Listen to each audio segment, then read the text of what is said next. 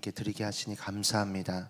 이 시간 우리가 마음을 열어 주님을 찬양하며 예배할 때 이 예배 가운데 임하시고 또한 우리 예배를 받으시옵소서. 아버지, 주님의 말씀을 사모합니다. 우리 주 예수 그리스도 이름으로 기도합니다. 아멘. 할렐루야.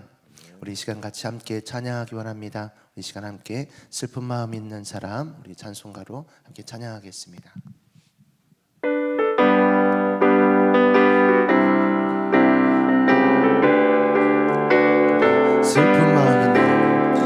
슬픈 마음 있는 사람, 예수 이름 믿으며 영원토록 변함없는 기쁜 마음 얻으리. 예수의 이름은 세상의 소망이요, 예수의 이름은 전국의 소음일세. 거룩하신 주의 이름 너의 방패 삼으라. 환난 시험 당할 때에 주께 기도드려라. 예수의 이름은 세상의 소망이요, 예수의 이름은 전국의 기쁨일세. 존귀하신 주의 이름 우리 기쁨되도다. 주의 품에 안길 때에 기뻐 찬송 부르리. 예수의 이름은 세상의 소망이요, 예수의 이름은 전국의 기쁨일세. 우리 갈 길 다한 후에 보좌 앞에 나아가 왕의 왕께 경배하며 멸류관을 드리리. 예수의 이름은 세상의 소망이요, 예수의 이름은 전국의 기쁨이. 존귀하신 주의 이름, 존귀하신 주의 이름 우리 기쁨되도다. 주의 품에 안길 때에 기뻐 찬송 부르리. 예수의 이름은 세상의 소망이요, 예수의 이름은 전국의 기쁨일세. 우리 갈 길 다간 후에 보좌 앞에 나아가 왕의 왕께 경배하며 멸류관을 드리리. 예수의 이름은 세상의 소망이요, 예수의 이름은 전국의 기쁨이. 예수의 이름은, 예수의 이름은 세상의 소망이요, 예수의 이름은 전국의 기쁨. 우리 함께 변찮는 주님의 사랑과 거룩한 보혈의 공로를 우리 다 찬양을 합시다. 주님을 만나볼 때까지 예수는 우리를 깨끗게 하시는 주시니 그의 피 우리를 눈보다 더하게. 우리 한 번 더 변찮는 주님의 사랑과 거룩한 보혈의 공로를 우리 다 찬양을 합시다. 만나볼 때까지 예수는 우리를 깨끗게 하시는 주시니 그의 피 우리를 눈보다 더 희게 하신 우리를 깨끗게 한 피는 무궁한 생명의 우릴 생명의 구원을 받은 자 하나님 찬양을 합시다. 예수는 우리를 깨끗게 하시는 주시니 그의 피 우리를 눈보다 더 희게 하신 주님의 거룩한 보혈을 날마다 입으로 간증해 담대히 싸우며 나가세 천국에 들어갈 때까지 예수는 우리를 깨끗게 하시는 주시니 그의 피 우리를 눈보다 더 희게 한 십자가 단단히 붙잡고 날마다 이기며 나가세 머리에 면류관 쓰고서 주 앞에 찬양할 때까지 예수는 우리를 깨끗게 하시는 주시니 그의 피 우리를 눈보다 더 희게 예수는 우리를 깨끗게 하시는 주시니 그의 피 우리를 눈보다 더 희게 하셨네. 할렐루야. 우리 이 시간 같이 함께 한 번 더 찬양할 때 박수하면서 우리 함께 주님께 찬양하도록 하겠습니다. 우리 변찮는 주님의 사랑과 우리 한 번 더 찬양하겠습니다.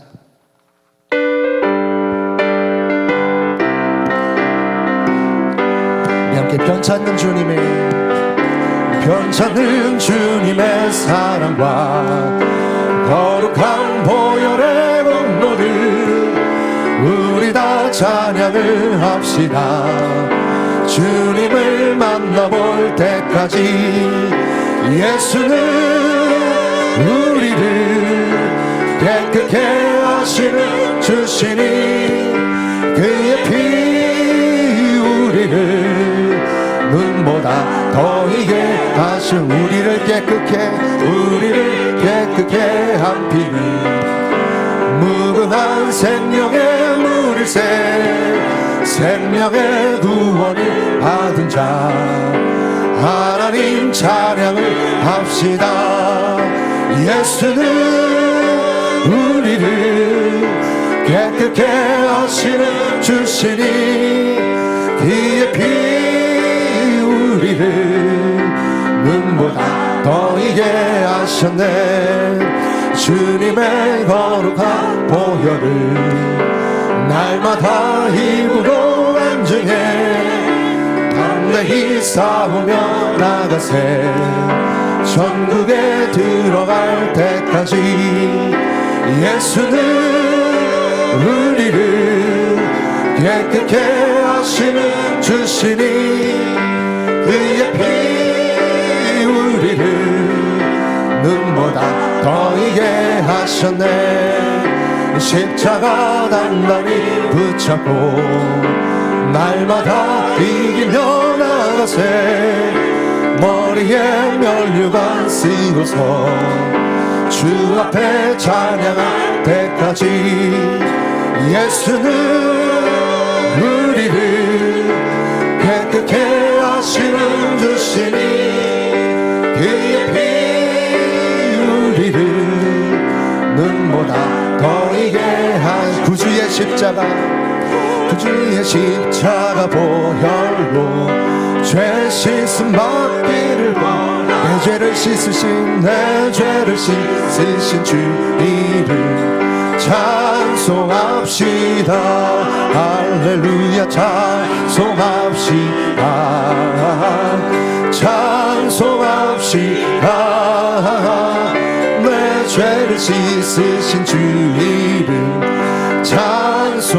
없이 우리 한 번 더 구주의 십자가 보혈로 죄 씻음 받기를 원하 내 죄를 씻으신 주님 아멘 찬송합시다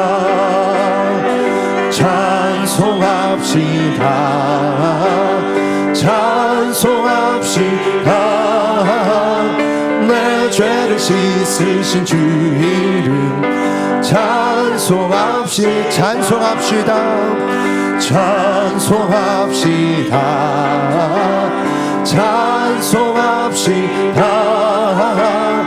내 죄를 씻으신 주 이름 찬송합시다. 이 시간 함께 예배를 위해서 또한 말씀 전하실 목사님을 위해서 함께 주여 한번 외치고 기도하겠습니다. 주여 할렐루야. 사랑의 아버지 하나님 참으로 감사합니다. 하나님 그런 주간을 맞이하여서 우리가 주님 앞에 다시 한 번 더 주님 나아가고자 하나님 예배하며 특별 새벽 예배로 나아갑니다. 하나님 이 시간 가운데 주님이 마시고 우리가 주님 사모함으로 나왔습니다.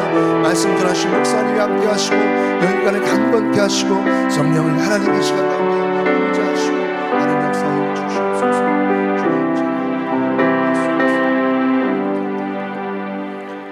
우리 사도신경으로 신앙 고백 드리시겠습니다. 나는 전능하신 아버지 하나님 천지의 창조주를 믿습니다.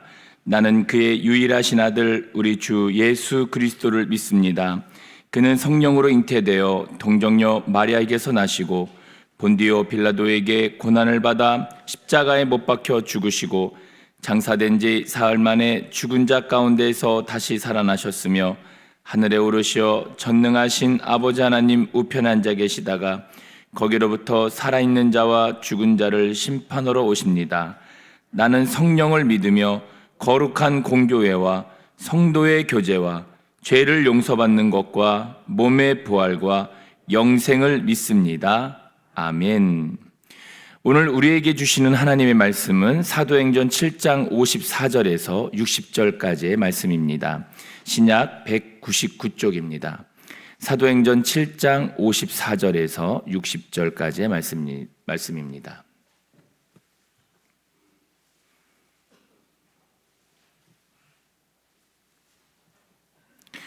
우리 한 절씩 교독하시고 마지막 절은 함께 봉독하도록 하겠습니다.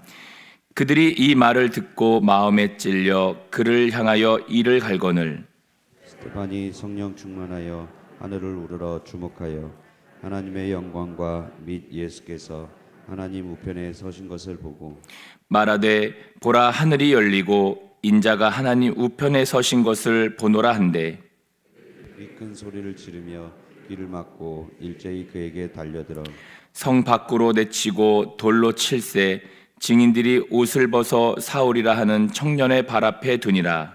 그들이 돌로 스데반을 치니 스데반이 부르짖어 이르되 주 예수여 내 영혼을 받으시옵소서 하고 같이 있습니다.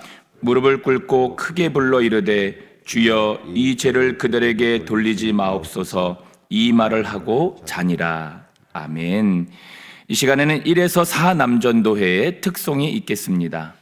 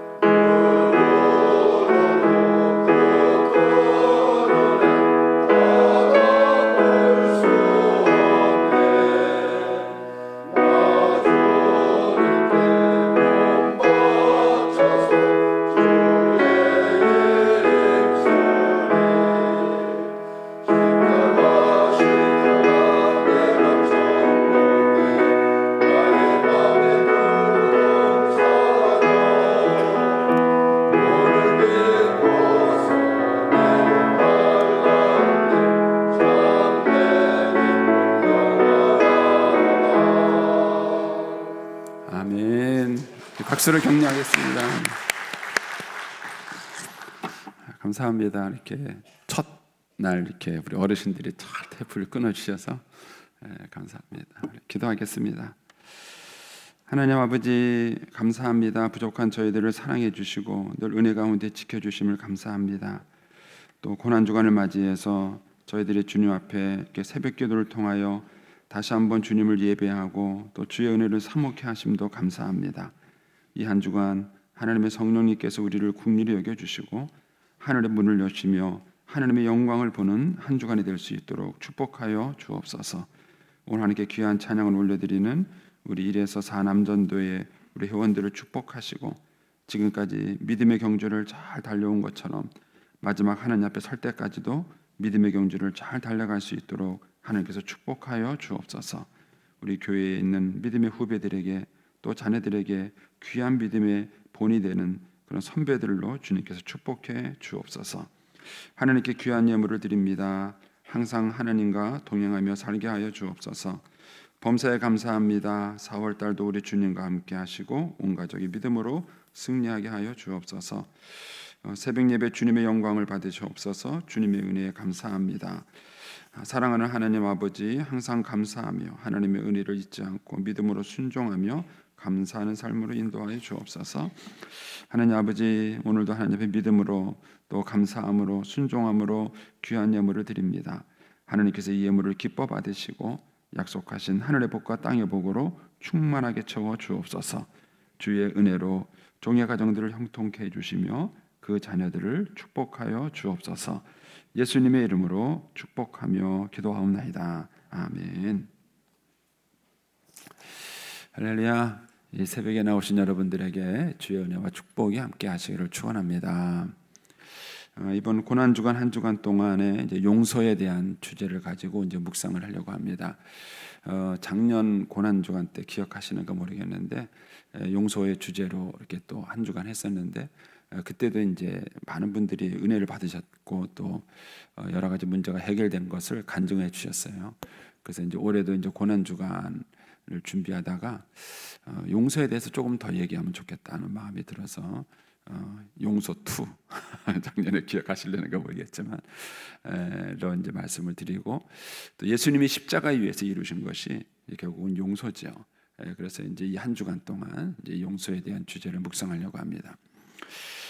사실 이 용서라는 주제는 되게 중요합니다. 저는 이제 결손 가정에서 컸잖아요. 그래서 이제 아버지가 이제 다른 분하고 살림을 차린 것을 제가 이제 중학교 1학년 때 봤습니다. 근데 그때 이후로 이제 제 마음, 제 인생이 달라졌어요. 제 마음에 이제 아버지에 대한 상처가 생긴 거죠. 미움이 생긴 겁니다. 그때 이제 제가 아버지 그 집을 나오면서 이제 그랬어요. 이제 나에게는 아버지가 없습니다. 이제 아버지가 죽었습니다. 그렇게 이제 하고 싶었던 거죠. 이제 중학교 어린 나이에 이제 아버지한테 이제 그 얘기를 하고 제가 이제 집을 나왔습니다. 그런데 이제 제 마음 속에 아버지가 잊혀진 게 아니죠. 그 아버지에 대한 상처, 섭섭함, 그게 이제 그대로 남아 있는 겁니다. 한마디로 말하면 용서가 되지 않은 것입니다. 이 아버지께 대한 용서가 되지 않고 그다음에 이것이 피해 의식으로 자리 잡기 시작하니까 이것이 삶의 모든 부분에 영향을 미쳐요. 일단 학교에서 선생님에 대한 신뢰도가 떨어졌습니다. 선생님들을 볼 때마다 그래 너도 앞에서는 막 그렇지만은 뒤로 뭐 할지 모른다 이런 생각이 드는 거예요. 왜냐면은 제가 이제 저희 어머님하고 아버지하고 이렇게 이제 별거를 이제 하시다가 이제 그런 일이 벌어졌는데 이제 별거 하는 중에 제가 일주일에 1번 또는 2번을 엄마 몰래 아버지를 만났어요. 왜냐면 이제 엄마가 싫어하니까 이제 엄마 몰래 이제 아버지를 만났고 아버지는 우리 엄마가 싫은 거지 제가 싫은 건 아니잖아요. 그러니까 저한테는 잘해 주셨거든요. 그래갖고 이제 그날도 아버지 집에 가는 날이었는데 그날도 낮에 아버지를 만났어요. 낮에 아버지를 만나서 짜장면 얻어먹고 기분 좋게 집에 들어왔는데 그날 밤에 우리 엄마가 저를 데리고 이제 아버지가 다른 살림을 찬 그걸 데려가신 거죠. 그러니까 너무 저한테는 충격이었던 것이고 모든 어른들이 이중인격자로 보이기 시작한 것입니다. 그렇게 이제 이중인격자로 보이기 시작하니까 일단 공부에 집중이 안 되죠. 공부해야 될 이유가 없고 학교 가서도 선생님을 쳐다보면은 신뢰가 안 되는 거예요. 선생님에 대한 존경심도 사라지게 되고, 그 다음에 수업에 집중도 안 되고, 그렇게 이제 살게 된 것이죠. 그리고 이제 무슨 일이 생기면은 아버지 때문에, 무슨 일이 생기면은 아버지 때문에. 결국은 이제 제가 고등학교 1학년 때 예수님을 인격적으로 만나고 난 다음에야 아버지를 용서했어요. 그리고 난 다음에 또 제 인생이 많이 달라진 것이죠. 여러분, 이제 용서라는 주제는 우리의 인생에 있어서 굉장히 중요해요. 많은 분들이 용서가 안 돼서 삶이 힘든 거예요. 남편이 용서가 안 되고, 아내가 용서가 안 되고, 부모가 용서가 안 돼요. 자식을 위해서 모든 걸 다 희생을 하면서도 그 자식이 용서가 안 되는 거예요. 예.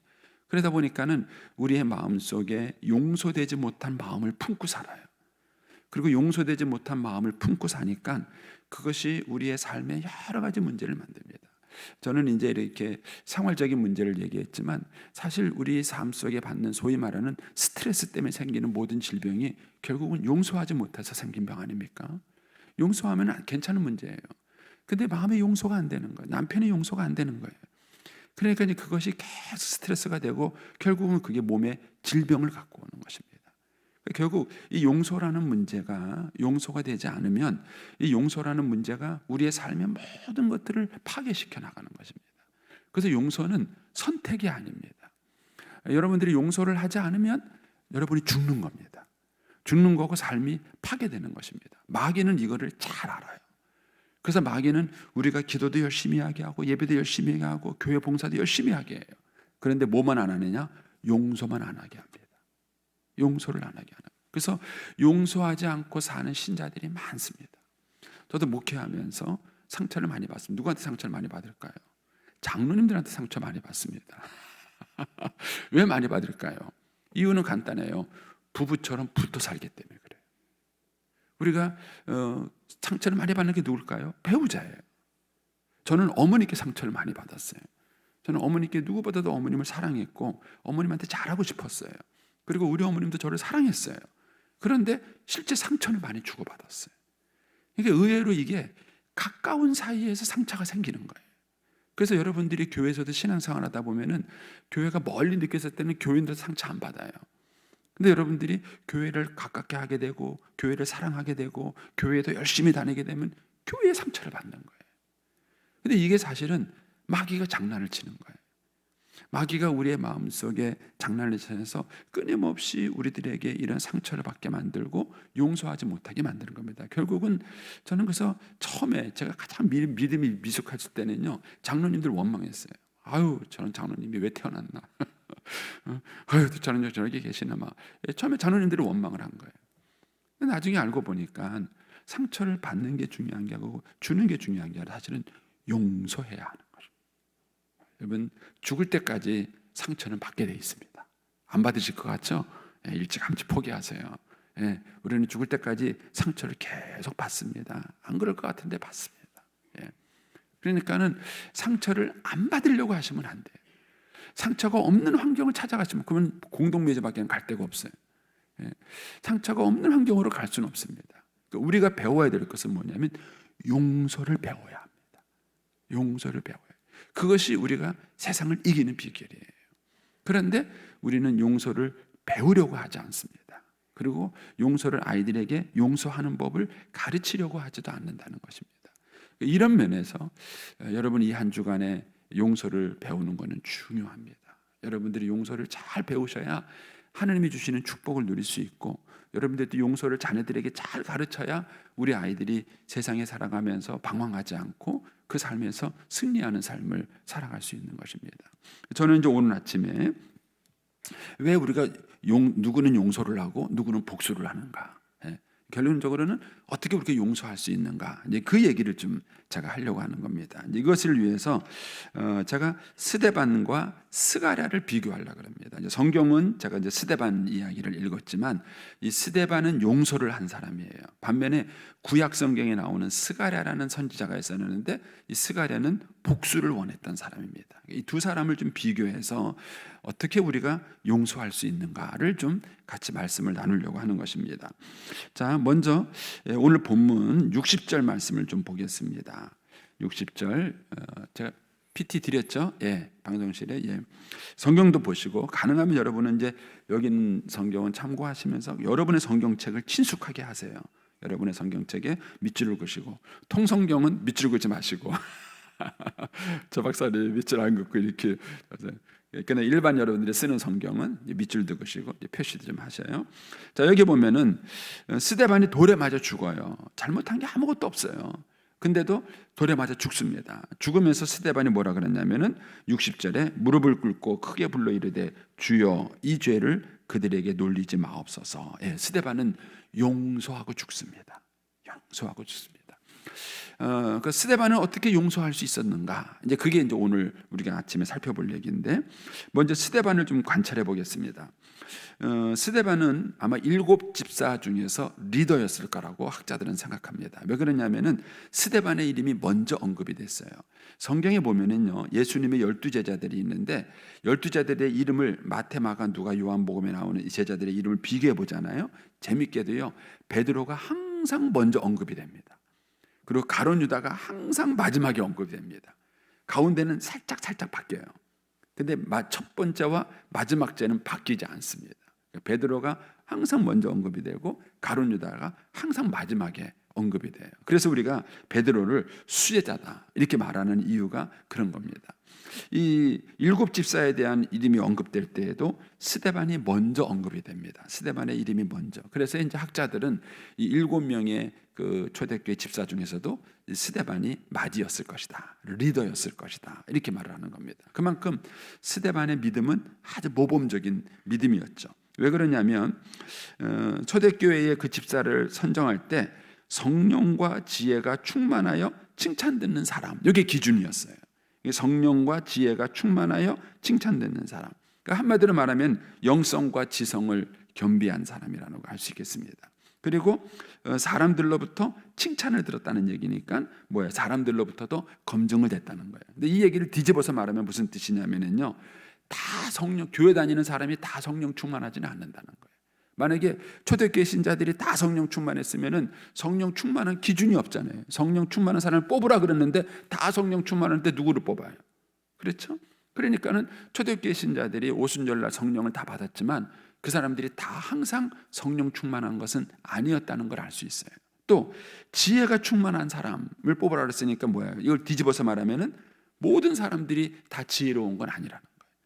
예수 믿는 모든 사람들이 다 지혜로운 건 아닙니다. 그러니까는 변별력이 생기는 거예요. 아, 저 사람은 성령 충만한 사람이구나. 아, 저 사람은 지혜가 충만한 사람이구나. 이게 변별력이 생기는 거예요. 그러니까 그 사람들을 뽑은 것입니다. 그리고 이걸 또 다르게 표현하면은 성령 충만과 지혜가 충만한 사람은 우리가 보기에도 알 수 있다는 거예요. 그러니까 뽑죠. 그러니까 성령과 지혜가 충만한 사람을 뽑으라 그랬는데 이 사람이 성령 충만한지 안 한지를 내가 모르겠어요. 그럼 어떻게 뽑아요? 못 뽑는 거죠. 그런데 이 성령과 지혜가 충만한 사람을 우리가 보기에도 알 수 있고 변별력이 있으니까 우리가 그런 사람을 뽑은 거예요. 그러니까 성령 충만하고 지혜가 충만한 사람은 사람이 보기에도 알 수 있어요. 아, 저 사람이 정말 성령 충만한 사람이구나, 지혜가 충만한 사람이구나 하는 것을 우리가 보기에도 알 수 있다는 것입니다. 그리고 또 한 가지가 중요한 게 뭐냐면은 칭찬 듣는 사람이에요. 누구에게 칭찬 듣는 사람일까요? 예, 사람들에게 칭찬 듣는 거예요. 여러분, 우리는 하나님 이 평가가 중요한 삶을 살아가긴 하지만 하나님께 정말 사랑받고 하나님께 인정받는 사람은 사람에게도 인정받게 돼 있어요. 예. 반면에 사람에게 인정받는 것이 하나님께 인정받는 건 아니에요. 역은 아니에요. 그러나 하나님께 인정받는 사람은 사람에게 당연하지 않겠습니까? 하나님 보시기에 합격점이 들어요. 어우, 훌륭하다. 그럼 뭐예요? 하나님 수준이 얼마나 높겠어요? 근데 그 하나님 보시기에 인정할 만하다 그러면은 사람 볼 때는 당연한 것이요. 당연한 것입니다. 그래서 우리가 사람들의 평가를 절대시할 필요는 없지만 사람들의 평가를 무시하면 안 됩니다. 무시하면 안 됩니다. 그러니까 내가 신앙생활하면서 사람들에게 계속 안 좋은 평가를 받는다면 자기의 신앙을 한번 검증해 보셔야 돼요. 뒤돌아보셔야 돼요. 그러니까는 좋은 신앙은 사람들에게도 칭찬받는 신앙이다 하는 거죠. 여기에 이제 합격점을 받은 사람이 스데반이에요. 근데 이 스데반이 마지막에 주님을 그 사람들을 용서하기 전에 본 은혜를 55절에 이렇게 표현합니다. 55절에 스데반이 첫 번째 성령 충만하여 하늘을 우러러 주목하여 하나님의 영광을 봤어요. 두 번째는 예수님을 봤어요. 예수님께서 하나님 우편에 서신 것을 봤어요. 이 두 가지를 강조하는 거예요. 스데반이 돌에 맞아 죽을 때 두 가지를 강조해요. 하나님의 영광을 봤다, 예수님을 봤다. 이 두 가지가 스데반이 용서를 하는데 중요한 키가 된 것입니다. 키가 되는 거예요. 그러면 대체 이게 뭘 의미하는가? 이 하나님의 영광을 봤다는 것, 또 예수님이 하나님 우편 서신 것을 봤다는 게 뭘 의미하는지를 좀 성경적 맥락에서 우리가 좀 이해를 할 필요성이 있습니다. 자, 그래서 요한복음 5장으로 가보겠습니다. 요한복음 5장 36절입니다. 이 요한복음 5장에서는 예수님께서 오래된 안진뱅이를 고치죠. 그러니까 이제 이 사람 때문에 이제 바리새인들하고 논쟁이 생기는 겁니다. 이 논쟁이 생기는 과정에서 예수님이 이제 그들에게 한 얘기예요. 36절. 내게는 요한의 증거보다, 여기서 말하는 요한은 세례 요한입니다. 세례 요한의 증거보다 더 큰 증거가 있으니 아버지께서 내게 주사 이루게 하시는 역사, 곧 내가 하는 그 역사가 아버지께서 나를 보내신 것을 나를 위하여 증언한 것이요. 그러니까 예수님의 삶 속에 나타났던 수많은 기적들은 뭐냐면은 예수님이 하나님의 아들이라는 것을 하나님께서 증언하시는 사역이에요. 하나님께서 증언하시는 거예요. 그래서 저도 이제 목회하면서 이제 그런 사역들을 많이 경험해요. 하나님께서 목회를 축복해 주실 때에는 하나님께서 그 목회 사역 안에 일으키시는 은혜와 기적들이 있어요. 그게 있으니까 목회가 가능한 거예요. 만약 그게 전혀 없으면은 목회를 하기가 어렵습니다. 그러니까 하나님께서 부르신 사람에 대해서는 그 일을 할 수 있도록 하나님께서 은혜를 주시는 거예요. 이거는 목사에게만 나타나는 게 아니라 여러분에게도 마찬가지입니다. 만약에 하나님께서 여러분들에게 뭘 부르시고 일을 맡기셨다면은 하나님께서 그 일을 할 수 있도록 여러분의 사역에서 일을 하셔요. 그리고 역사를 이루십니다. 그렇지 않으면은 그 일을 감당할 수가 없어요. 하나님께서는 예수님이 사역을 하실 때 그 예수님이 하나님의 아들이라는 것을 증명해 줬다는 거예요. 많은 기적들을 통해서 그거를 이제 증명을 해 주셨습니다. 그러면서 37절에 또한 나를 보내신 아버지께서 친히 나를 위하여 증언하셨느니라. 너희는 아무 때에도 그 음성을 듣지 못하였고 그 형상을 보지 못하였으며 그 말씀이 너희 속에 거하지 않았다. 바리새인들은 세 가지가 없었어요. 첫 번째, 하나님의 음성을 듣지 못했어요. 두 번째는 뭐냐면은 하나님의 형상을 보지 못했어요. 세 번째는 뭐냐면은 하나님의 말씀 속에 거하지 않았어요. 이것이 바리새인들의 문제예요. 그래서 그들이 예수님을 알아보지 못한 것입니다. 그런데 그러면 이제 이런 얘기가 뭘 의미하는지 요한복음 5장 39절에 주님이 이렇게 말씀하십니다. 너희가 성경에서 성경을 어느 줄 생각하고 성경을 연구하거니와 이 성경이 곧 내게 대하여 증언하는 것이라. 성경이 예수님에 대해서 증언하는데 바리새인들은 열심히 성경을 연구하면서도 예수님을 몰라봤어요. 그러니까는 그 성경을 통해서 하나님의 영광도 보지 못하고 하나님의 음성도 듣지 못한 거예요. 만약에 그들이 성경을 보고 제대로 알았다면은 예수님을 알아봤어야 돼. 왜냐하면 성경이 예수님에 대해서 얘기하고 있기 때문에 알아야 되는데 몰라본 거죠. 요한복음 5장 42절에서 그 이유를 주님께서 이렇게 말씀하십니다. 다만 하나님을 사랑하는 것이 너희 속에 없음을 알았도다. 성경을 열심히 읽고 공부하는 것보다 더 중요한 게 뭐냐면요, 사랑하는 것이 있어야 보인다는 거예요. 하나님을 사랑하는 마음을 가지고 성경을 읽어야 그 성경 속에는 예수님이 보인다는 겁니다. 쉽게 말하면 이런 거예요. 제가 이제 언젠가도 말씀을 드렸지만, 저는 제가 이제 젊었을 때 어머님 집에 가잖아요. 결혼하고도 마찬가지예요. 그래서 제가 이제 밀양에서 목회할 때도 이제 어머님 서울에 사시고 제가 이제 서울에 무슨 일이 있다 오면은 이제 어머님 집에서 이제 2, 3일 잘 때가 있었어요. 그럼 이제 어머님이 밥을 차려 주시는데 어머님은 제가 어느 반찬에 젓가락이 가는지를 아세요. 그리고 또 그걸 기억하세요. 그러다가 이제 한 몇 개월 있다가 또 올라가잖아요. 올라가면은 이제 밥을 먹을 때 저는 잊어버려요. 지난번에 내가 뭘 먹었는지 저도 잊어버렸는데 우리 어머님이 너 지난번에 이거 좋아했는데 왜 이거 안 먹냐 그러시는 거예요. 나는 그거 먹었는지도 몰라. 지난번에 어머님이 그 반찬 주셨는지도 기억이 안 나요. 근데 우리 어머니 그래요. 너 지난번에 이거 좋아했는데 이거 왜 안 먹냐 그러시는 거예요. 우리가 어머님이 제 젓가락이 어느 반찬이 몇 번 가는지를 아시는 거예요. 그래서 저도 한번 마음을 먹고 해봤어요. 우리 어머님 젓가락이 어디에 몇 번 가나 하다가 잊어버렸습니다. 하다가 이게 보다가 관찰하다가 그걸 잊어버렸어요. 그리고 알았어요. 우리 어머님이 저를 더 사랑하시는 거예요. 그럼 사랑하면 그게 보여요. 사랑하면 그게 보여요. 근데 사랑하지 않으면 안 보여요. 머리로 되는 게 아니에요. 안 보여요. 여러분 성경도 마찬가지예요. 여러분들이 성경을 읽고 설교를 드릴 때 아무리 신경을 써도요, 사랑하는 마음이 없으면 안 보여요. 안 들려요. 근데 하나님을 사랑하는 마음이 있으면 그 성경을 볼 때 그게 보이는 거예요. 그게 들리는 거예요. 그러니까는 바리새인들은 머리는 똑똑했어요. 성경에 대한 학문은 뛰어났어요. 그런데 그 마음속에 하나님을 사랑하는 마음이 없는 거예요.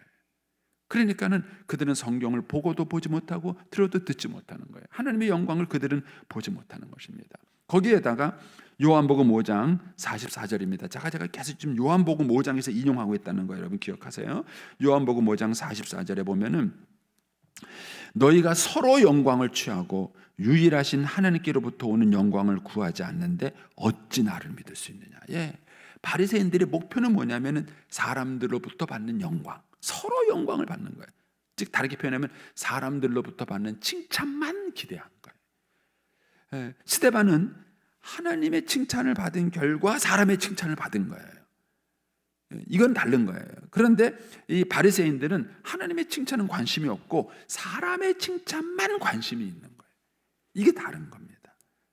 그러니까 믿음이 좋은 사람들이 사람들에게 칭찬을 받되 그게 다른 거예요. 그러니까 하나님께 칭찬을 받다가 사람께 칭찬을 받는 것과 하나님의 칭찬은 관심이 없고 사람의 칭찬을 받으려는 것과는 다른 거예요.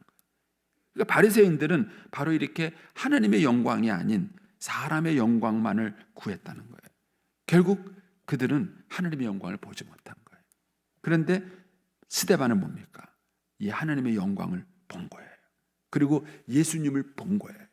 예수님을 봤다는 얘기는 성경을 보는 동안에 예수님을 봤다는 얘기요. 다르게 표현하면 예수님을 사랑했다는 거예요. 그러니까 스데반이 어떻게 사람들을 용서할 수 있는가? 그가 주님을 사랑하는 마음이 그 안에 있었기 때문이에요. 여러분 용서는 내가 하는 게 아니에요. 우리가 용서에 대해서 실패하는 가장 큰 이유는 뭐냐면 내가 용서하려고 그러는 거예요. 여러분 저와 여러분은 누구를 용서할 힘이 1도 없습니다. 1도 없습니다. 우리는 절대로 누구를 용서하지 못합니다. 그래서 우리가 실패하는 이유는 뭐냐면 내가 그 사람을 용서하고 내가 그 사람을 이해하고 내가 그 사람을 품으려고 하는 거예요. 용서는 그렇게 하는 게 아닙니다. 용서는 하는 게 아닙니다. 어떤 면에서 용서는 되는 거예요. 용서는 되는 겁니다. 스데반이 돌에 맞아 죽으면서도 아버지 저들의 죄를 용서해 주옵소서라고 할 수 있었던 것은 하나님의 영광을 받고요. 하나님의 영광을 받다는 얘기는 그가 그의 마음속에 하나님을 사랑하는 마음이 있었다는 거예요. 결국 이 마음이 있었기 때문에 하나님의 영광도 보았고 예수님이 하나님 보좌 우편에 서신 것을 볼 수 있었다는 겁니다.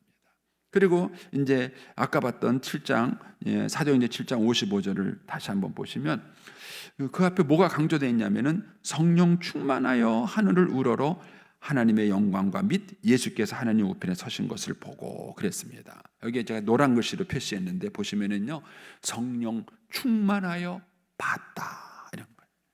봤다. 결국 용서의 키는 뭐냐? 성령 충만한 거예요. 그럼 성령 충만한 게 뭐냐? 하나님을 사랑하는 마음으로 충만한 거예요. 왜냐하면 하나님을 사랑하는 마음이 있었기 때문에 하나님의 영광을 보고 예수님을 본 거예요. 그러니까 결국 성령 충만하다는 게 뭐냐?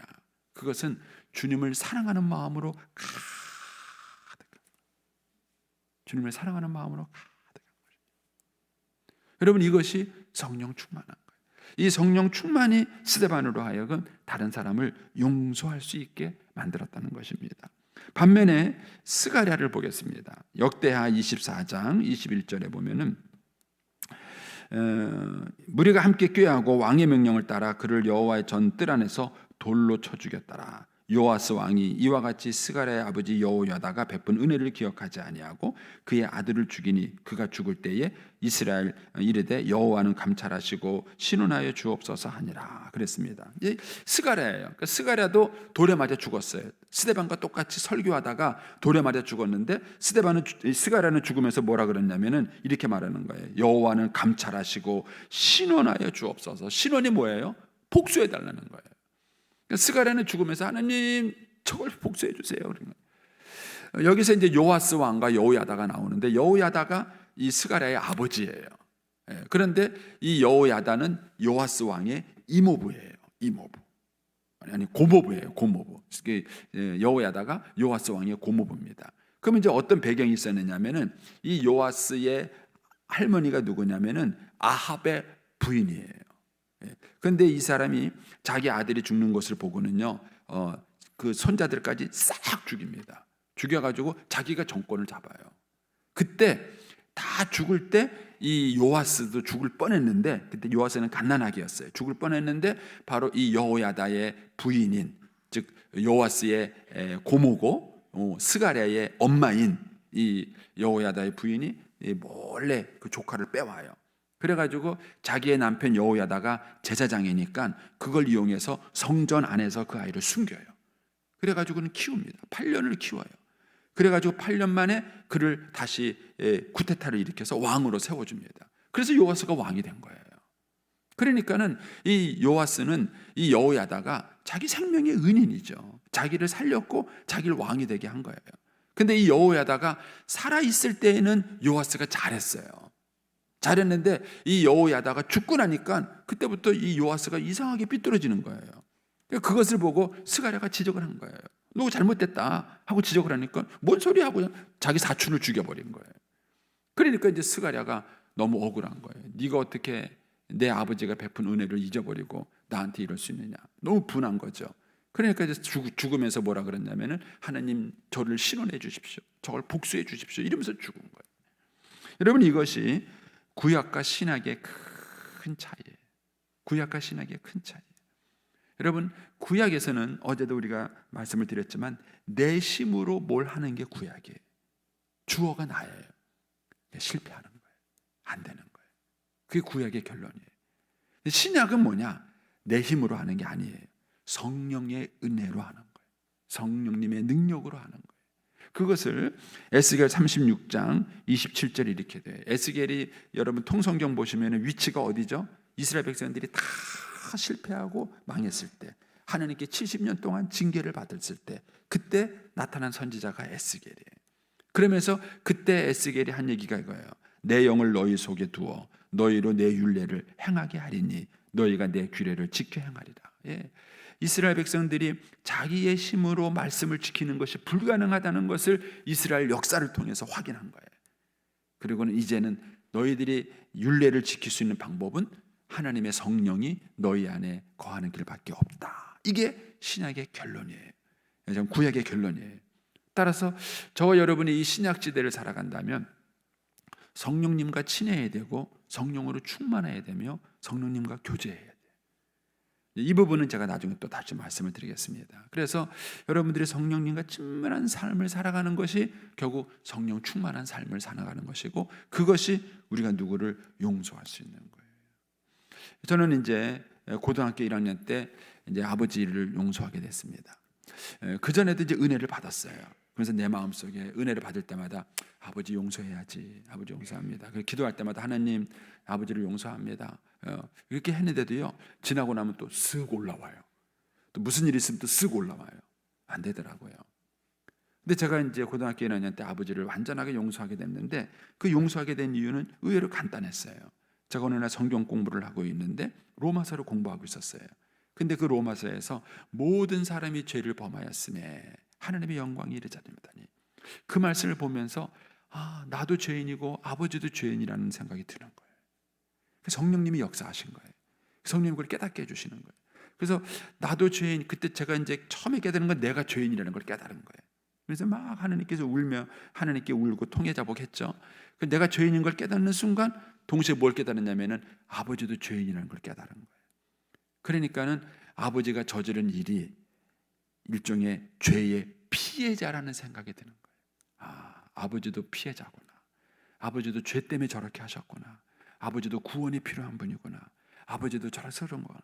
그러니까는 그 아버지에게 가졌던 그 분노가 바짝 갑자기 그 순간 긍휼의 마음으로 바뀌더라고요. 그때부터 기도한 거예요. 하나님, 우리 아버지 구원해 주세요. 우리 아버지가 죄인이라서 저렇게 인생을 살고 계시고 저렇게 잘못하고 계셔요. 하나님, 우리 아버지를 구원해. 그래서 아버지에 대한 생각이 떠오를 때마다 분노가 솟아오르는 게 아니라 불쌍한 마음이 생기기 시작한 거예요. 그날 이후로 제가 아버지에 대한 미움과 증오가 봄눈 녹듯이 싹 녹아졌어요. 그리고 지금까지 아버지에 대한 원망이 없어요. 아버지. 그리고 그 아버지에 대한 일이 저한테 부끄러움으로 다가오지 않았던 것입니다. 여러분, 이것은 하나님의 성령님께서 우리 안에 일하시고 사역하실 때 우리에게 일어나는 일들인 거예요. 그래서 여러분, 용서는 여러분의 힘으로 하는 것이 아닙니다. 여러분의 힘으로 하는 것이 아니라 주님의 은혜로 하는 것입니다. 자, 그럼 이게 좀 약간 막연하게 보일 수 있기 때문에 아벨과 예수님을 좀 비교해 보겠습니다. 히브리서 11장 4절입니다. 히브리서 11장 4절 보시면, 믿음으로 아벨은 가인보다 더 나은 제사를 하나님께 드림으로 의로운 자라 하시는 증거를 얻었으니 하나님이 그 예물에 대하여 증언하심이라. 그가 죽었으나 그 믿음으로써 지금도 말하느니라. 예, 아벨은 믿음을 가지고 지금도 말을 하고 있대요. 그럼 대체 아벨은 무슨 얘기를 하고 있는가? 그게 이제 창세기 4장 10절입니다. 예, 하나님이 뭐라 그러시냐면은 이 가인한테 이르되 내가 무엇을 하느냐? 내 아우의 핏소리가 땅에서부터 내게 호소하느니라. 아벨은 죽어서 믿음으로 하나님께 호소하고 있어요. 하나님께 호소해요. 그 호소가 뭘까요? 스가랴처럼 하나님, 나 억울합니다. 형이 나를 죽였습니다. 나 분합니다. 나 피해자입니다. 나를 복수해 주세요. 이거를 아벨이 하고 있는 거예요. 믿음으로. 그리고 하나님이 그걸 들으셨다는 거예요. 아벨의 그 신원하는, 그 한탄하는 소리를 하나님이 들으셨다는 거예요. 그런데 히브리서 12장 24절에 가면은 주님께서 뭐라고 말씀하시면, 새 언약의 중보자이신 예수와 및 아벨의 피보다 더 나은 것을 말하는 뿌린 피라. 예, 예수님의 피는 아벨의 피보다 더 나은 것을 말하고 있으세요. 그 예수님의 피는 뭘 말하고 있죠? 예수님은 사람에 의해서 죽어갈 때 아버지, 이들을 복수해 주십시오 이렇게 말하지 않고 뭐라 그러셨습니까? 아버지, 저들의 죄를 용서해 주십시오. 저들은 자기들이 하는 일을 알지 못합니다. 그 똑같은 피인데 호소가 다른 거예요. 아벨의 피는 죽어가면서 하나님 복수해 주세요, 너무 억울합니다 이러고 죽어가는 거예요. 근데 그 아벨의 피보다 훨씬 나은 피를 흘리신 예수님인데도 불구하고 예수님은 복수해 주세요 이렇게 말하지 않고, 아벨의 피보다 훨씬 의롭고 나은 피를 흘리신 그 예수님은 피를 흘리면서 아버지, 저들의 죄를 용서해 주세요. 저들의 하는 일을 알지 못합니다. 이게 예수님의 피의 호소였던 것입니다. 결국 신앙생활이라는 것은 뭐냐 하면은 바로 이 예수의 피가 우리 안에서 흐르는 거예요. 이거를 이제 빌립보서 2장에 가서 이렇게 말합니다. 빌립보서 2장 5절에 가서 이렇게 말합니다. 너희 안에 이 마음을 품으라. 곧 그리스도의 예수의 마음이니 그랬습니다. 우리에게 마음을 품으래요. 어떤 마음? 예수의 마음을 품으라는 거예요. 그런데 이게 문맥에서 보면은 더 재밌습니다. 빌립보서 2장 1절부터 보면은 이런 말이 나와요. 그러므로 그리스도 안에서 무슨 권면이나 사랑의 무슨 위로나 성령의 무슨 교제나 긍휼이나 자비가 있거든 마음을 같이하여 같은 사랑을 가지고 뜻을 합하여 한 마음을 품어 아무 일이든지 다툼이나 허용으로 하지 말고 오직 겸손한 마음으로 각각 자기보다 남을 낫게 여기고 각각 자기 일을 돌볼 뿐더러 또한 각각 다른 사람의 일을 보아 나의 기쁨을 충만케 하라. 이런 얘기가 나와요. 근데 그러면서 그리스도 안에 이 마음을 품으라 이런 맥락이 나오는 겁니다. 그런데 여기서 아무 일이든지 다툼이나 허용으로 하지 말고 라고 말했을 때 그 아무 일이 뭘까? 자, 그 다음 PT를 보여주세요. 예, 제가 지금 색깔로 표시했죠. 이 아무 일이 뭐냐면 그 위에 있는 1절이에요. 그러므로 그리스도 안에서 무슨 권면, 누구를 권면해요. 예, 신앙생활 이렇게 하세요, 저렇게 하세요, 누구를 가르치고 권면해요. 또 사랑의 무슨 위로, 누구를 찾아가서 위로해요. 예, 참 아유 어렵죠, 힘들죠 하면서 위로해줘요. 또 성령 안에서 무슨 교제가 있어요. 예수 믿는 사람들이 믿음으로 서로 신앙을 간증하고 얘기하는 무슨 교제가 있어요. 그리고 긍휼과 자비가 있어요. 이게 아무 일이에요. 그런데 이런 일을 하면서도 뭐 할 수 있다? 다툼이나 허용으로 할 수 있다는 거예요. 이게 웃긴 거예요. 이게 교회 안에서 일어나는 거예요. 그러니까 우리가 권면, 그 다음에 위로, 교제, 긍휼, 자비, 이런 우리가 보기에 누가 보기에도 선한 일인데, 이 선한 일을 하면서도 사람들은 시기심과 다툼, 내가 너보다 낫고 내가 너보다 였고, 이런 시기심과 다툼과 허용으로 할 수 있다는 거예요. 그래서 이런 마음을 가진 자들에게 뭘 말하거나 하면은 그리스도의 마음을 품어라. 5절을 좀 보여주세요. 너희 안에 이 마음을 품어라. 곧 그리스도의 예수의 마음이다. 그랬습니다. 이제 새벽이니까 이제 말씀을 마치겠습니다. 여러분, 엄마는 누가 엄마일까요? 엄마의 마음을 품은 게 엄마예요. 엄마의 마음을 품은 게 엄마예요. 저도 이제 우리 딸을 보면서 느껴요. 요즘에 이제 뭐 우리 이제 손녀가 둘째가 이제 한돌이 넘어갔거든요. 그러니까 여기 이제 의지가 생기는 거예요. 그래서 언니가 하는 걸 다 따라하는 거예요. 언니가 다 먹을 것도 똑같이 줘야 되고 다 하는. 그러니까 두 놈이 막 양쪽에 치근대게 되니까 얼마나 힘들겠어요. 예. 근데도 이제 그걸 이렇게 다 하는 걸 옆에서 이렇게 가만히 보면서 그래, 저걸 누가 시키면 하겠냐? 돈 주면 하겠냐? 예. 엄마의 마음이 있으니까 하는 거예요. 엄마의 마음이 있으니까 그렇게 하는 것이지 돈 주면 하는 게. 제가 언젠가도 말씀을 드렸지만 제가 경북 점촌에 그 신망이라는 고아원을 도와줄 때 아이들을 데리고 이제 한 번은 바닷가 가서 이제 막 프로그램을 진행하고 돌아오는 시간이었어요. 그러니까 이제 그 포항 그쪽 동해 바닷가잖아요. 점촌에서 쭉 나갔으니까. 그러다가 이제 거기서 바닷가 놀이하고 이제 점촌으로 돌아오는 길인데 다들 물놀이해서 이렇게 피곤하잖아요. 그러니까 차 안에서 다 잠든 거예요. 저도 이제 옛날 봉고차 이렇게 마주보고 앉는 거예요. 제가 이제 역방향으로 앉아 있는데 가는데 제 앞에 누가 있었냐면은 그 고아원에 정신 지체가 되는 아주머니 한 분이 있었어요. 그러니까 아들을 데리고 이제 이 고아원에 들어와서 그 이제 같이 사는 거예요. 근데 이분이 단순 노동밖에 못 해요. 뭐 마늘 까세 그럼 마늘만 까요. 요거 쌓으세 그럼 쌓기만 해요. 설거지하 그럼 설거지만 해요. 그 정도밖에 안 되시는 분이세요. 그런데 그 아들하고 이제 갔다 오는데 물놀이하고 오니까는 피곤하잖아요. 근데다가 이제 그 점천에 오는 길에 막 꼬불탕 하거든요. 그러니까 차가 움직일 때마다 애들이 그렇게 하니까 저도 막 졸려 죽겠고. 그러니까 이제 그 옆에 있는 애가 차가 움직일 때마다 유리창에다 머리를 콱 받는 거예요. 그러니까 저는 이렇게 앞에서 눈을 잠깨를 보면서 아이고 머리 아프겠다 이 생각이 드는 거예요. 머리 아프겠다. 그 끝이에요 저는. 근데 그 옆에 있는 엄마는 같이 졸면서요 애를 땡기더라고. 이렇게 차가 흔들 때마다 애를 땡기더라고요. 그때 느꼈어요. 아, 나는 아버지가 아니구나. 나는 아버지가 아니에요 걔한테. 그러니까 머리 보면서 이제 잠깨를 보면서 아이고 아프겠다라고 느끼면서도 손이 안 가요. 왜? 내가 피곤하니까. 내가 피곤해서 막 졸리니까. 근데 그 아줌마는 자기도 졸면서 무의식 중에 애를 자꾸 땡기더라고요. 이렇게 자꾸 땡기더라고요. 야, 정신이 지체가 될지 모르겠지만 엄마의 마음을 가지고 있는 거예요. 엄마의 마음을 가지고. 여러분 이게 마음이에요. 저와 여러분이 원수를 만났을 때, 용서할 수 없는 사람을 만났을 때 우리에게 필요한 것은 그리스도의 마음이에요.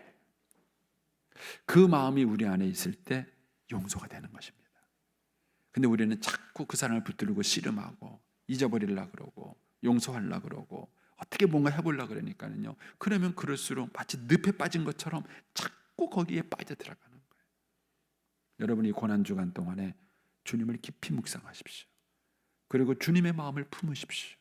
그리고 그 주님의 마음이 우리 안에 가득 차는 어느 순간 그 원수 같았던 그 사람이 그냥 먹는 놓듯 용서가 되는 것입니다. 구약은 내가 용서하려고 했다면, 그래서 그것이 안 돼서 복수하려고 했다면, 신약은 성령님의 은혜로 용서가 되는 것입니다. 우리의 힘으로 하는 것이 아닙니다. 그래서 저와 여러분이 이 한 주간 동안 주님을 깊이 묵상하시고 그리스도의 마음을 품는 이 한 주간이 되시기를 축복합니다. 기도하겠습니다. 전략적 중보기도 안 됐죠? 네, 그냥 제가 기도하고 마치겠습니다. 됐나요? 네, 전략적 중보기도 우리 하겠습니다. 네, 띄워주나요? 네, 우리 같이 한번 기도하겠습니다. 하늘에